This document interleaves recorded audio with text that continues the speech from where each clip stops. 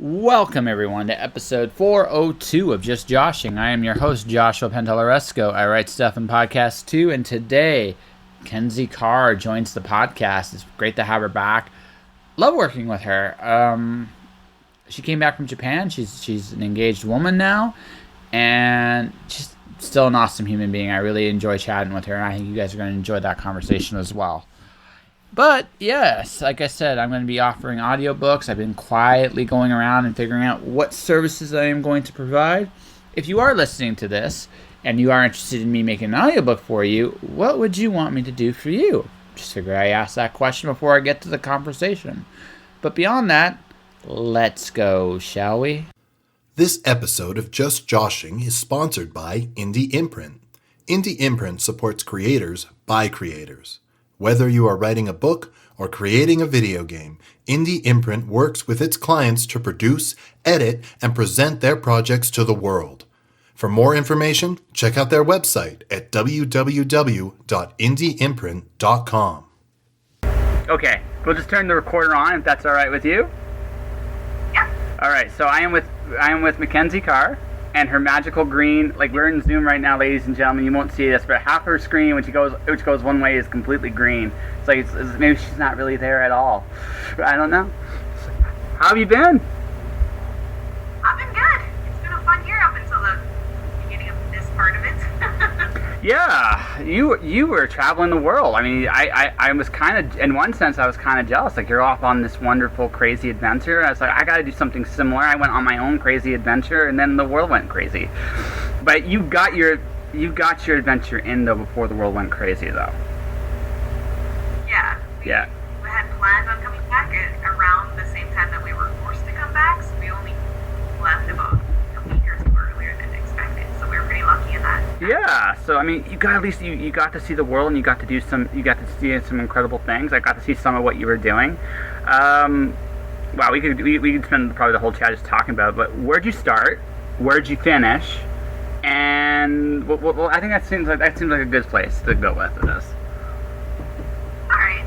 Well, initially our plan was to go to South America and stay there for a year and just kind of travel through all the countries we could get to in that year. And so we started in Colombia. And we started working our way down through those, the western side of the continent, so like through Ecuador and Argentina and Chile. And after a few months, I believe it was about 8 months in, we decided we didn't really want to be in South America anymore, and this was kind of our last trip before settling down back home. We figured, why don't we go somewhere completely different for a couple months before we go back home? And so we flew out to South Korea and we volunteered there for a couple weeks, and then the virus actually got pretty bad there, so we had to leave and we flew to Japan. And so we spent the last bit in Japan because that was where our flight home was actually scheduled a few months earlier. So we had to go through Japan. Yeah. So it worked out pretty nice. It's pretty fun except for the scary-ish parts, but yeah. Yeah, it's weird when the world just goes crazy and shuts down. So when COVID happened with me, I was in Vancouver. So I literally got to watch. Yeah, so I made the decision I wanted to go freelance. My plan was to leave my day job behind and go into Vancouver, and at first use the day job to get me kind of established there, but once I'm established, walk away, take some chances, go for it. So about a month before, so the world went crazy a month before I was planning on quitting. Like, it just literally went crazy, right? It was weird because every night I'd go home, it'd be like downtown Vancouver was, prior to this, very lively, very vibrant. It had a personality to it that was really interesting compared to some of the other downtowns I've been in. So overnight, I would just be watching it go. So the first days, like, no one's taking COVID too seriously yet, right? There was that March 13th was when that changed, because it was like that's when the place started shutting down. So downtown became a ghost town in 3 days. I literally got to watch the whole. Really? Oh yeah, no, I got to watch the whole thing happen because I had to go downtown to go to work. So I would take a bus, then a train, because I had just my living. Vancouver, as you know, is kind of a weird place to try to settle down into. So I went through that little. I went through that little. I went through that phase. I found a couple of roommates that were kind of cool. I was like, well, they were, I could deal with it. We'll just leave it at that. I could deal with it. And they knew my plan. I told them exactly what my agenda was. I figured I'd be very honest. They were cool with it. But I would have to go from New Westminster to the airport every day. So downtown is part of that trip. So I go up. So I still remember this. I think the thing that made me really sad about the whole thing was so there's this. So I would get, because my job was heavy lifting, a Jugo juice before I get started. And there's this Jugo juice place at I go to. It's shut down downtown, and so I have to go down. So I have to go to the one a few blocks down. I really felt bad for them because this was a family-owned Jugo juice. You could tell like the whole family was working there. They were scared, but they were stuck, right? Because this is your living. This is how, like, Vancouver is merciless, right? At the best of times. But this is like a real nutcracker. So what do? Do you stay at home or do you starve? Right? I mean, that's kind of the that's the thing, right? So I literally got to watch this evolution over a week, and after about a week of it, it's like I gotta get out of here because otherwise I'm going to get stuck here. And if I'm going to get my family's in Windsor, Ontario. That's where I am right now. So. Oh, that's like. Okay. Yeah, that's so I decided that I was still, so my film aspirations are on hold because who the fuck knows, right? Who the fuck knows? But I decided that what I would do is I would keep pursuing my writing and podcasting. Like, I had a 3-pronged plan. Now it's just a 2-pronged plan about stuff. I may have to do some temp work here and there, but I decided that I needed to change, and I'm looking at someone like yourself to just decide, like, just like, oh fuck it, just go for it. I just like I finally feel like I kind of feel like being people like you and Vova, right? I just tell them I said hello, by the way. No, you guys. I mean, you guys have an adventurous spirit I admire, and it's like, you know what? You gotta emulate that because life's too short. So, even though now it's crazy. Now is kind of crazy. I still think, it's still time to be adventurous. It's actually, this is the I might be crazy. I'm okay. I acknowledge this, but this is the time to be as adventurous as possible because really, I mean, life's always going to be filled with risk. So I mean, the only thing that difference between now and then what it was before is now everybody's very aware of that risk. But in a year or two, or less, depending who knows how things are going to work out, this is going to get normalized one way or the other. And when it does, people are going to, that risk will go in the back of their mind. People will start going outside again. People will start, hanging out together again, and we'll be back on track at some point. In the meantime, it's like, well, what kind of crazy shit can I get into? So. That's true. Yeah. I kind of feel this. I've been wanting to focus more on my book illustrations now than I was before because there's extra time right now, so it's kind of a good time to look somewhere else, especially when you're wanting more income. Well, think of it like this, right? You got nothing to lose really right now. Like, you don't. Like, this is the time if you want to establish yourself as something new and different. This is as good a time as any to do it. Because if it doesn't work out, you're not really you haven't really lost anything. You're just in the same boat you were. And if it does, there's going to be ups and downs, but also when this is over, you might come out of this as an independent, successful businesswoman. Like, that's what you're going in business for yourself, and you'll have a client base, you'll have people that you'll want to work with, you'll have people, and that's not a bad thing. And if you don't, well, you can try something else. Like, I know if this doesn't work, I'm getting a fishing boat and I'm going to live in Vancouver Island with a fishing boat. I won't care because I just don't. Right? Yeah, well, here's the deal. Like, as I get older / wiser, right? I value simplicity more and more and more. I don't need anything elaborate. That's too much like work. I'm too old to work. I'm just too old for that kind of work. Somebody else might want to do that. And again, if I had a family and kids, I might want a house. I might have to worry. But it's just me right now.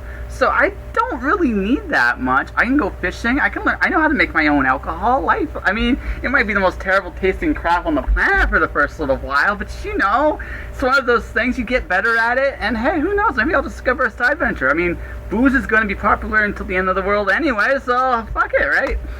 Either way, yeah. But that's it. At this point, no one has anything really to lose. You're a great illustrator. I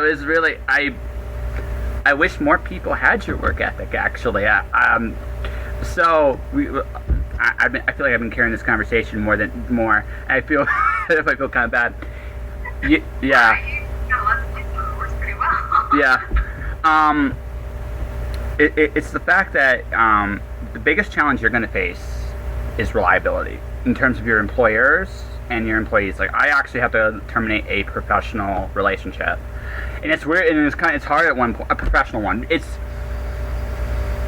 You have to, okay, I've learned, I learned the first time I tried this a long time ago, and this actually makes more sense now.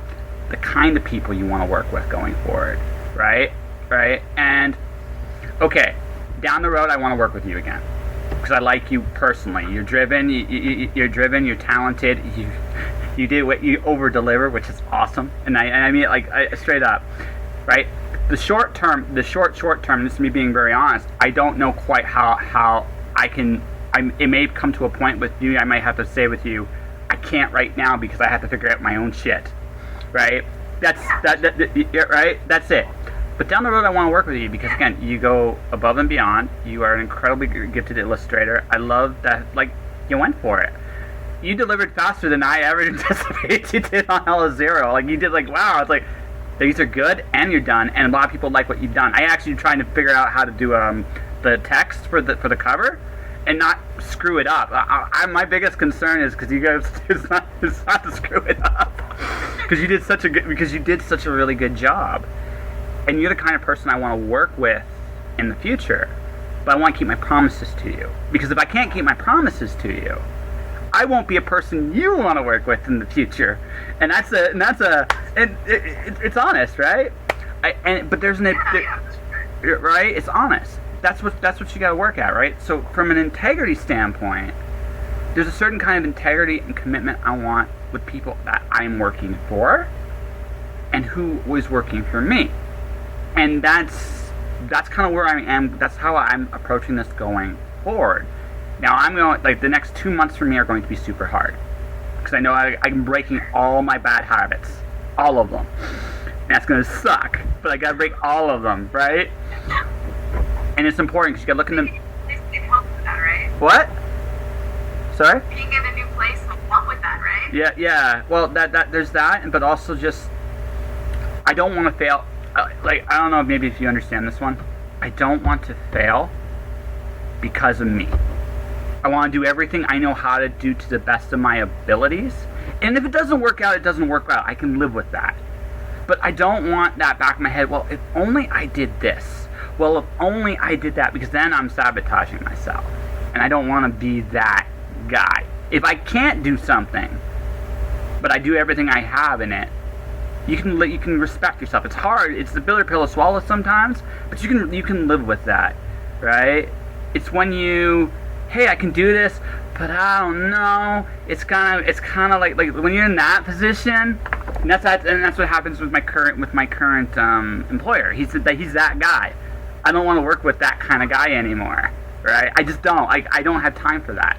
I'm too old. It's either going to work or I'm going to that fishing boat. I have there's one or the other. I'm good with either. But it's either going to work, and I'm going to do everything I know how it's going to work. And you're laughing your ass off at this whole at that concept, right? I think it's good. Yeah. But that's it, right?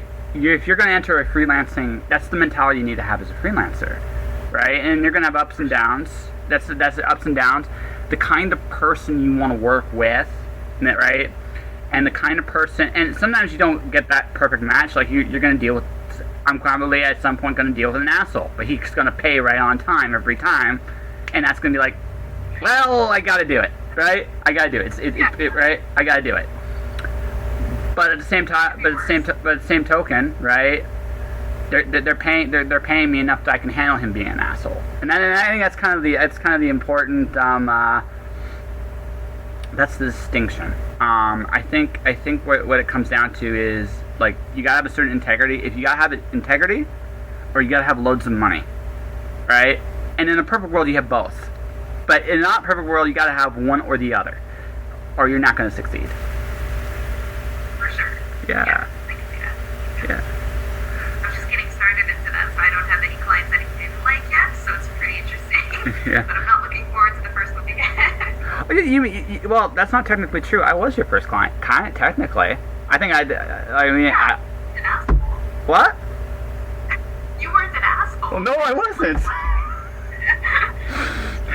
Because I've been there, and I also, and honestly, I just to be blunt, it was flattering, because it's like, hey, I'll do it. Really? Okay, right? And so, I mean, that was actually a really easy negotiation, all things considered. But yeah, like, that's what you're gonna get into. That's what you're getting into at this point. Is you're gonna deal with some good and some bad. But again, I think we talked about this privately about the resentment meter concept. Yeah, keep that in mind when you deal with clients. Keep that in mind, and charge accordingly. Just ask yourself in your head, what's this worth for me to put up with this? And that's the about you quote. And you might get it, and hey, at the very least, if you do get it, you're like, well, I paid my, I can eat for a month. I'm good with it. I got a few tears in my eyes of the shit I have to put up with, but yeah, but that's where we're going, and that's where we're at. All right, so that's kind of how I see that. Like, it's a mentality, not a yeah, the whole concept, I think, is a mentality. And so at this point, it's about looking at yourself, what you can honestly do, what you're capable of doing, and how the hell you can get in your own way. And that's kind of like that's kind of what I'm doing this month, is breaking the how the hell can I get in my own way stuff. Try to minimize that to some degree, get my shit together. So yeah. So you came back. So I this might be, if this is too personal, I can delete this part. So when's the wedding? Well, like, it was gonna be hopefully early next year, but now we're not so sure at all because everything's closed, and so we don't know when it's gonna open up. We don't know anything right now, so we're just kind of waiting until things calm down to a point where we think it's gonna stay calm, because we don't want to book everything and plan everything and then have to cancel it all. Yeah. We had a lot of friends have the same situation happen, and it wasn't really that great. So maybe in a year or two. Well, you could always do like a small ceremony. Like, I'm just saying. I mean, like, you don't need the church and the big stuff. You just basically need the justice of the peace, right? So get a bunch of friends. Yeah, I mean, I'm not trying to rush you or anything like that, but I'm just saying, it's just like like it's one of those situations. It's been a long time where we're gonna have to decide on something like that, but at the moment I'm like Yeah. not a huge fan. Like, say my siblings, I've got 3 sisters and a brother, and then he's got 2 kids, and then she's got a boyfriend, and they all have like people, and so it's already a large group, and that's not even most of my side or any of the side. So it's like, you have too many people. We need a church just because. No, I gotcha. You can't get around. No, it's fair, but congratulations nonetheless. That actually, I think, was the sweetest thing I saw on like. So, like, yeah, it was cool. It was one of the coolest things I saw on both. Actually, since I'm friends with both of you on Facebook, it was on both your walls. Like, oh, that's sweet. It's like, oh my God, he proposed, and yeah, it was cool. Yeah, he did it like in Peru, but the thing is, he went to Israel to go to a friend's wedding, and he got the ring there because I couldn't go, and so he hid the ring for like 3 months, and then he while we were backpacking through South America, and then he just sprung it on me randomly. It was awesome. Yeah. About it.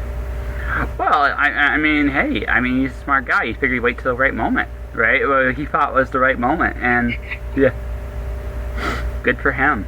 So, in South America, What were some of the like some of the things you saw that you're gonna always remember? Well, one of my favorite places in South America was in Ecuador. It's this little tiny village called Quito, and it's in the cloud forest. And so it's raining there all the time, and it's just trees as far as the eye can see. But it's the bird capital of the world, apparently. Like they've just got a ton of different species. So there's a lot of bird watching there. But I remember when we were going on a hike there was a couple waterfalls. And every time you go to a waterfall, there were hundreds of butterflies, like all shapes and sizes. They were just grouped together at the waterfalls, and it was just beautiful. And I like butterflies. Just so excited to see them all the time. Well, And on the hike actually that he proposed to me, there was a couple. It was an 8-day hike that we were on, and it's one of the most beautiful hikes you can go on in South America. It's called Whitewash in Ecuador as well. No, sorry, this was in Peru. My bad.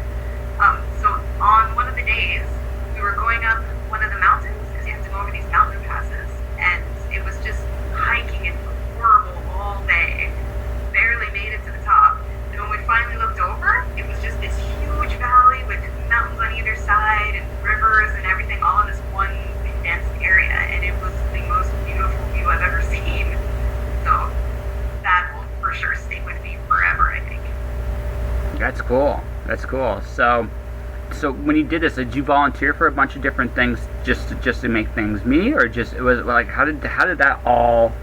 How did it work out? Like it sounds like you guys had to adjust as you went a little bit too.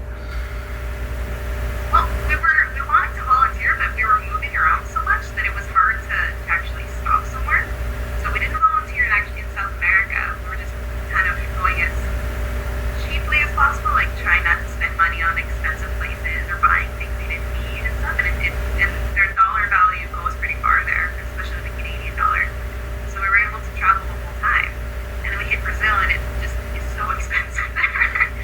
And so we went to South Korea, and there we were volunteering at a language exchange, which made it so much easier to actually see parts of South Korea because it's quite a bit more expensive there. I think the dollar value is a lot closer there. And so that was the only place we actually managed to volunteer. Other than that, it was just trying to be as careful with our money as possible. Fair enough. Did you learn any good swear words in South Korean? I wish. See, I can swear. Some people, some good. See, when I go, so I can swear in 7 languages, right? I can swear in 7 languages. Yeah, seriously, yeah. No, so this is what I do. When you meet somebody from a different culture, like from a different culture, different language, you say hi, how are you? You try to get the basic stuff nailed down. But if you want to get a friend, make a friend out of her life, go, okay, how do you say this? And you just say something really, really dirty. Once they figure out what you're doing, they're like, first thing they go is like, oh my god. Second thing, they start laughing, right? They start laughing because it's just because everybody swears. Everybody does. Yeah. Right? So at that point, they start teaching you the dirty shit. All of it. It's great, right? Now every culture is a little different, right? Arabic cultures swear. Their swearing is very different than a Vietnamese. Because again, just what's considered profane is very different in culture, but you still get that little impish grin when they're teaching you those dirty words. No, it's universal for every culture. That's why I asked. So, and I have a friend I'm talking to from Pakistan right now. I'm trying to get her to actually teach me some dirty words in Urdu, just because that would be the eighth language that I can swear in. I can speak two okay, one brokenly, but je parle français comme ça. Yeah, habla español poquito. I can speak those, but I can swear in like 8 languages. It's fantastic because it's just because he goes. Why not? Right. I love languages, but I'm terrible at remembering them. Like, I need to hear it over and over again and use it all the time, or else I lose. Yeah, no, and no, languages are awesome because they teach you how to think differently too. Because they honestly they teach you totally how to think differently, and that's part my favorite things when I travel are 2 parts: the food, because food's awesome. Just again, food is great.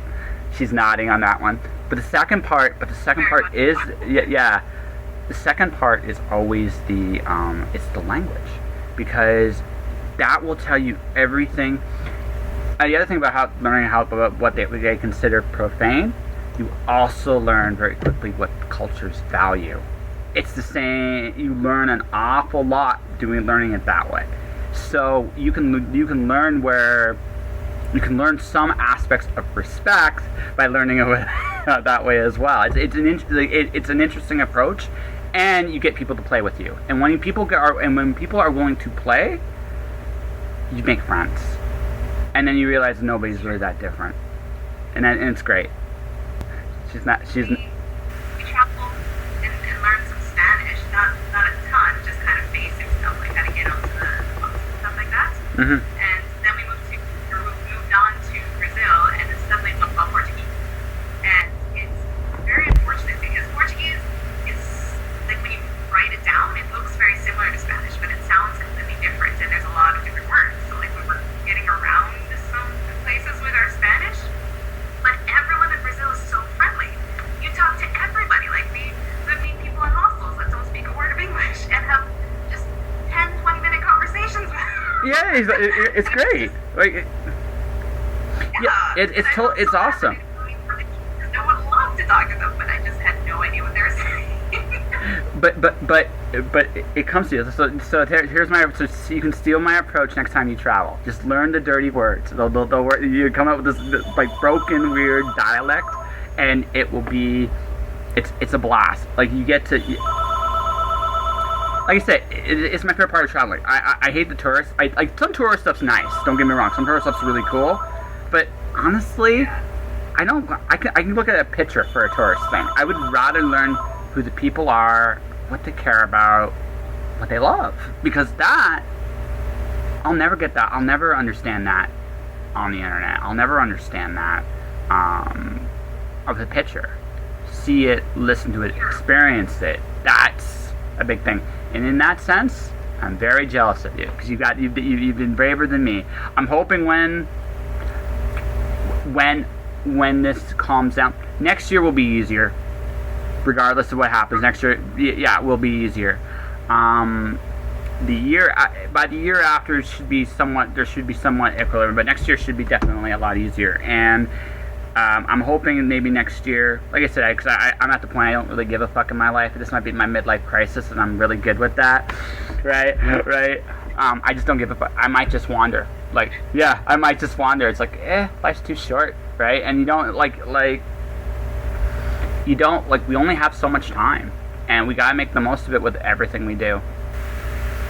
So I totally agree. And there was a lot of people traveling where we were like, they would go for a few months, they would go for a year. There was a couple people that were working as they were going, so they were traveling for like 2-3 years. So it just depends on what you want to do. yeah. For us, we felt like backpacking for about 4 months or so was a lot of backpacking. We were pretty tired after that because we were moving around so much. Yeah. But if we had stayed in one sport, I think it would have been a little better. Well, see, for me, like, my ultimate dream. So when this is over, I'm gonna get the equivalent of the mystery machine or something in that. It might be a clunker. The first one I get, it might make its own like sound effects. I love talking to people. But I love talking to people like this. I've done. You'll be probably like for episode 401, just to give you an idea where I'm at in terms of episodes, right?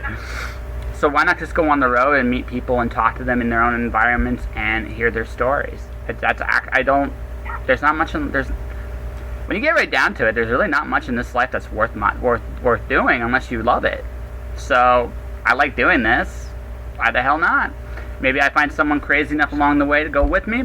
Maybe I don't. I don't know. Maybe I end up in that fishing boat when it's all said and done. I don't know. I just figure, if anything about right now, there's an immediate, if anything about this moment in time, it's about the immediacy of the moment, right?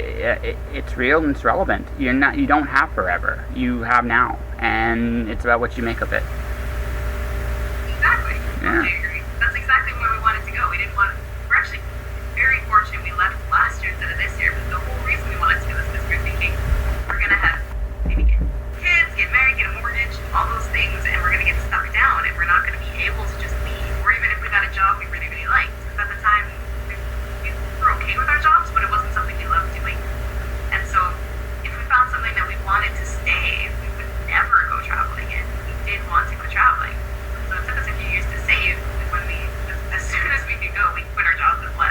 Yes. Well, no, it's it. Now. Well, yeah, and like I said, you're entering a phase like you will have a family at some point, and you'll be a responsible adult for about 5 years. And then when they get into kindergarten, you'll be like, I don't know if I want to be a responsible adult anymore. I mean, we got. I mean, let's have fun again. And that, I mean, you'll start looking at things as your kids get older, and you'll be like, I want to do this again, and I want to do this again, and it will come back, and maybe it'll be different. Maybe you'll do what I'll be doing at that point, which is wandering around and going, "Hey, how you doing?" Right? Who knows? Yeah. Yeah. But you want it, so you're gonna go all in on illustration and design and all that stuff. That's your master plan. It is the plan. I really like book covers. I've never considered that a job, honestly, until you talked to me and we did that book illustration. And then the whole time I was in South America, I was trying to figure out how to continue this. And while I was there, I actually met a girl who had written a book, and she's an independent author. It's her first trilogy, and we connected. And now I'm doing her illustrations. So I'm just slowly making steps, but not too quickly. But I really want to like get my name out there, get some more experience, and then move forward. You're good. Like you are very talented. So I mean, people will see your stuff, and people attach to it. Like a good cover is very valuable in the written world. And even if books as we know it are changing, like I'm doing a purely digital model for this year because I don't see the point of releasing a book right now because there's nowhere for me to go, right? Not right now, right? So, but I do know that I still need pretty pictures. I still want people to look and be drawn in. Books, the challenge a book or even an audiobook has is you gotta get people to commit to that time. And pretty picture goes a long way. And you're good and you're quick and you're determined. And so you're going to succeed. It might be slow, but you will succeed bit by bit by bit. So. There are a lot of talented authors out there. Not authors, sorry, illustrators. There are authors as well, but illustrators out there. So I'm expecting it to be a slow process, but it's yeah. You may not be swimming in the millions and millions right away. I mean, you might. You never know. Who knows? But the thing is, I mean, it will lead you to places. Like, for example, the fact that you've done some interior illustrations, you might one day get approached that, hey, you know what would be great? Can you do storyboards for a movie? It's not impossible, right? And that's a cool job. That's a very cool job. It's a bit monotonous, but it's a cool job, and you might go that way. Maybe someone will go to you, hey, would you like to create a game? And yeah, by the way, that might be me a year from now. It's like, network. Right? She went to Vancouver and did video game design to do, like she wanted to do backgrounds in video games. Yeah, exactly. So you never, like, and video games are definitely going to be a very viable option for an illustrator going forward because honestly, backgrounds are huge, right? Right? Yeah, I accidentally invented a board game without the Alice in Wonderland story we have. I accidentally created one, and it was like, so yeah, it's a Snakes and Ladders variant, but it's a little bit more elaborate than that. But it's essentially a Snakes and Ladders variant, and I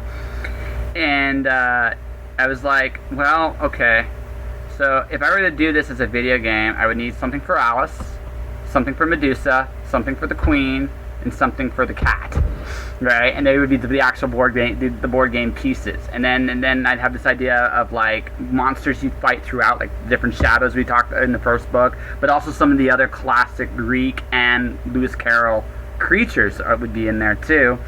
And at the very end, the Mad Hatter / Kronos, right, is the end boss on the final step of the Awesome. Yeah. So I mean, and I originally was going to do it as a board game, but I've been also thinking, like, you know, it actually would be an okay video game right now. If I could figure out how to make it work as a video game, I mean, I do. Like my version would be the incredibly, like, have you seen like Pong or like the old 8-bit, like the terrible, like, this is my game, it's fun, I swear, and then everybody's just watching, seeing all the sprites and sound effects and going, doesn't look good, I know. And I'll be like, so Kenzie, can you make this look pretty? Awesome. I would be so excited to help with that if you do decide to do that in the future. Yeah. Well, I mean, but you never know, right? That's the cool thing. The cool thing about writers are beginning to get the idea that their stories can be told on a variety of platforms. Your art can help tell those stories also on a variety of platforms. So teaching yourself, if you look at it from that perspective, you could be doing video games someday. You could be in movies someday. You could be doing animated for... I don't know if you want to be an animator for Disney. Maybe you'll try that as a one-time deal. But you're like, I'll try it, why not? Right? But all I'm saying is, you show you do good work. You're talented. You show you do enough work consistently and do it well. People will pick you up. Because, again, you're good and consistent. Holy shit. Right? Right? It sounds like that's the biggest thing you're gonna find. And we had this talk, I think, privately, is if you can be consistent in what you do, you will succeed. Because that's the one thing that doesn't exist in arts very much, is that discipline for consistency. So. Good work ethic. I think it's just like my parents raised me on a farm. So I have pretty good work ethic, so I don't have a problem with that. And I'm hoping that you're right on that, and I can actually get some work. Just advertise yourself. Like, I honestly, right now, while I'm giving you this career advice, I'm doing a talk in August called advertising during the apocalypse. So because the thing is that, okay, what most people don't, a lot of artists quit right now because money's a lot tighter and it's a lot slower, right? That's not what you should be doing. You should be advertising right now. Here's the thing. You solve problems. You do solve problems. You solve book cover problems. You solve illustration problems, presentation problems. You have a whole plethora of the problems you can solve. So what if, Kenzie Carr, you said to yourself, well, I am a problem solver. My skills can solve these problems. And I advertise that I can solve these problems. And I deliver this a few times. You're right, the first couple will be tough. You'll be probably dealing with some really shitty, wonderful people. But if you can prove you can solve problems, and you can advertise that you can solve those problems, you will find work. Even now, the economy doesn't matter. Businesses still are running. What they're looking for is, and then as soon as we're done here and I put my podcast up, that's why I've been monitoring. I don't know if you've been watching me slowly working on my website. I'm advertising what problems I solve. I can write content. I can interview people. I can be like a life coach. I kind of feel like I am sometimes, right? Right? I can produce shows. I can write ad copy because I've done all this and I've been doing it on a consistent basis.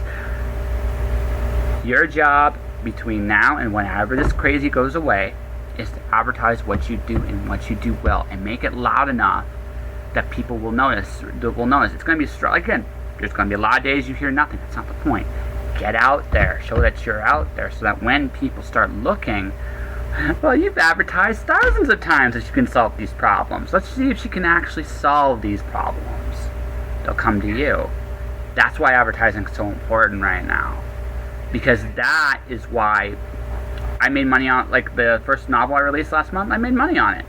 Didn't make a ton of money, but I'm going to get a check from Amazon this month because I advertised. I got to advertise more. That's kind of the thing, right? You got to do the same thing. You solve problems. And you do. No. You solve problems. And these are the problems you solve. Presentations, book covers, illustrations, interior illustration, even ads. You could probably come up with some, like, you have an incredibly, like, cool style. You could actually come up with advertising, slogans, billboards, digital stuff. You haven't never even thought about that, have you? Right? But those are what your skills can give you. Like, you have those skills in you, right? It's just a matter of looking at what you have and how you can apply it in a variety of ways. It's about what you want to do too. I mean, don't get me wrong, like, you gotta be comfortable with what you want to do. But if you're comfortable with it, hey, I'll sell a robotic thing. I can figure out ways to make robots look cool. Or I can, hey, I'd love to work on this animation project. Or hey, I'd love to work on a video game. If you have that attitude, like, what can I bring to the table? Well, the answer is I can draw shit, and I'm good at it. And that's how you. And if you can project that confidence, and you're advertising it, you will be found. I promise. Okay. Does that make sense? Yeah, it makes total sense. Yeah. It's working in my head trying to think of how to start doing that. Website. Yeah. Just a website. For you, you were doing this. I realized world traveling kind of took over. But one of the things I really dug about what you were doing on your Instagram is you would do like a drawing a day. You did that for a little bit, and that was that was really cool. That's advertising. And I got a little distracted. No. I don't blame you. Hey, listen. I would be distracted too if I was traveling the world and seeing some of the things you saw. But that's a really simple way to build yourself up without killing yourself. Draw your butterflies. Remember those beautiful butterflies you were talking about earlier? Draw some. Show that. As simple as that. Have a web space where people can find you. I can't promise what you're going to hit. I don't know how long it's going to take. But it will. You'll get somewhere with that. And that's a really easy way of doing it. I'm going to get a website though. I'm not at that stage yet. No, that's fair. But I mean, I'm all I'm doing right now is just pointing out to you that, like, you got the skills, and you got the work ethic. I'll speak for you. Like, yeah, she's awesome, and I'll say that. But that's how you got to approach. Like, that's how you got to approach now. You might not get the sale. The sales are going to be harder to come by now. But if you don't advertise at all, you'll get nothing. You will get nothing, right? If you do advertise when things do equalize and reset themselves, right? You're going to be the first one of the first people they look at because you didn't stop the whole time you did this. Does that make sense? It does make sense. Yeah. Something I realized. Okay, I think the dumbest thing. Coca-Cola is 2% of the world's drinking. Right now. They are 2% of the. Oh yes, scary, isn't it? Yeah, it is scary. Are they still advertising right now? Yes, all the time. All the time. That's why. That's why. You never stop advertising. It's the one thing most artists don't like hearing this, but it's the truth. You never stop advertising. How you advertise should be completely unique to you. But you don't need to go buy my shit. No, you don't need to do that. You do have to say though, this is what I can do, and these are the problems I can solve. And you can show people without. See, this is where I'm jealous of you. You can show people the problems you solve. I have to tell people the problems I solve, right? Oh, you can word it pretty nicely. I kind of fall over it every time I'm trying to explain. No, but you can show, but you can show it, right? You draw fantastic stuff, and you have a portfolio. This is what I can do. This is my range, and heck, if you want to talk about your speed, mention your speed times, and people will respond accordingly. And set your prices accordingly, and then suddenly, oh my God, you might have more work than you know what you do with. You're reliable, talented, but yeah, always remember, the secret is I advertise at least 12 times a month. Every time I put a new podcast out, it's an advertisement. Every time I do an interview, it's an advertisement. Every time I make a post, a motivational, like, I don't know if you've read any of my motivational posts. Every time, that's advertising. That is advertising. It's a constant stream of letting people know I'm out there and this is what I'm doing. So that no one forgets in the sea of Everything. Yeah. How does that sound? Is this something that more people need to hear, in your opinion? Oh yeah, for sure. Advertising is one of those things that you just, like, you know that they're always doing it, but it has this, I don't know, like... Sales is a dirty word. yeah, so you don't really want to, like, you don't feel like it because you're like, I don't want to be like a corporate entity, like, throwing all these things to buy my stuff, but that's not exactly at all what it is. So it's like, if you What? actually know who you are, know your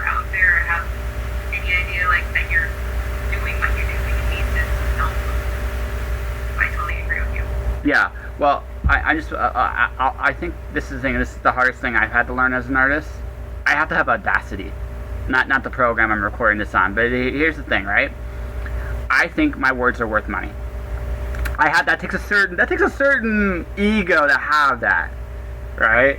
All right, like I'm gathering that with mine as well. Yeah. No, it does take a certain ego. Although the same token, you've put the practice in.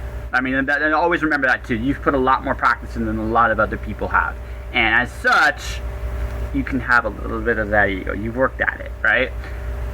Sales is asking for value for your work, right? It's a bit humbling. It's a humbling thing, and that's the other part that's really a pain in the ass, right? But beyond that, it's also, but it's necessity. You can tell a story to convince people to buy your work, and as long as you do it like that, or like going back to the swear word example, I made you laugh your ass off when I said the swear word example. Why? Because I'm encouraging you to have fun. It's just like it's a simple little. I press the button in your head and you're like, yes, right? Because it's fun. But advertising can be the same thing, right? It's about the button you want to press in your head. Like for you, what do you feel like you can do these fun, like fairy tale style stuff, but you also do this incredible, beautiful nature stuff as well. You're very comfortable with that real life, still life, like style. So you could tell a story about that real life, still life style that you do very well, like why you do it so well, and advertise that. Make that your advertising. Turn your advertising into a story, because that's what we're ultimately trying to do anyway. You're creating a story. I am Kenzie Carr. I can sell. My work is worth money because I put the time and the effort, and it will create a kind of magic for your product. Again, going back to the problem solving thing, right? Right? But that's how you got to think about sales. It's not like, what problems are you solving? Furthermore, how can I turn that into telling a good story? It doesn't sound so bad when you say, hey, I'm trying to tell a story, right? Instead of, hey, I'm trying to sell you shit, because no one wants to hear that. That's what my style. Yeah, no one wants to hear that. But but it's part of the game. Since you can't avoid the sales part, you can't avoid it. You have to do it in a way that you can swallow it. And the way I think probably for you is, well, I do pretty pictures, and I do these things well. So how can I turn that into a story that I believe in? Because then, are you a pro wrestling fan? No. Okay, it's fine. I won't hold it against you. Okay, it's okay. Pro wrestling is the most absurd thing, but there's a valuable lesson in it. I don't know, like back when I was a kid, they would have these guys in this like room where this guy would hold a microphone and interview and try to get people to come wrestle at this arena at this time at this place. My favorite's the Macho Man Randy Savage. He's my personal favorite, right? Because he is, okay, he come in this bandana, he had these stupid ass goggles on, right, back when he started.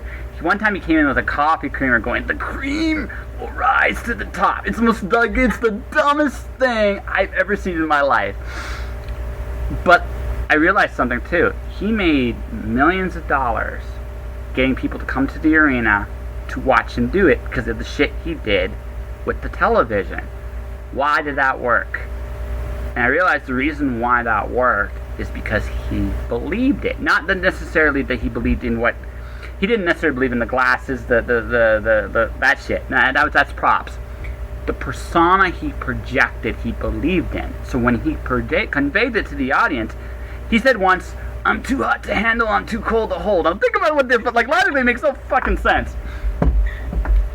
But he said it in such a way that people bought it, because he believed it in such a way that nobody could deny it. That's it, right? Right? What you gotta do, like, so the challenge with sales is coming up with a sales pitch or story that you believe in enough to constantly tell people. Because you do that well enough, people will believe it. And if people will believe it, they will support you. Right. Does that make sense? Yeah, it makes total sense. Yeah. So it took me a long time to learn that, and I now feel slightly justified watching as much wrestling as I did when I was a kid.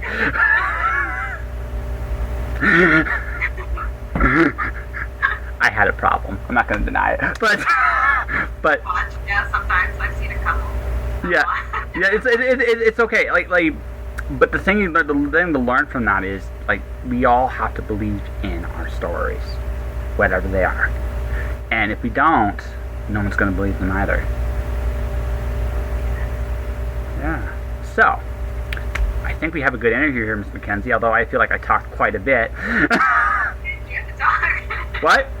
I was enjoying the talk. Yeah. Mackenzie down here. Yeah. So, I'm going to pimp Alice Zero here, but I have one question for you. Okay? Since we talked about building your story, and we talked about all this stuff, I'm going to put you on the spot. Who is Kenzie Carr, and what does she offer to the world? I am a new illustrator, but I've been drawing since I was little, since I could walk. I like to travel, I like nature, and I like learning new things. I try to put that into my art, especially if I can take a picture that's realistic and tweak it in a way to make it more fantastical. I enjoy that a lot. I like to get more into the illustration world and get more into books because I love reading and I love books as well. And I've not met an author I don't like so far. Hoping to keep it that way. I hope so too. All right. So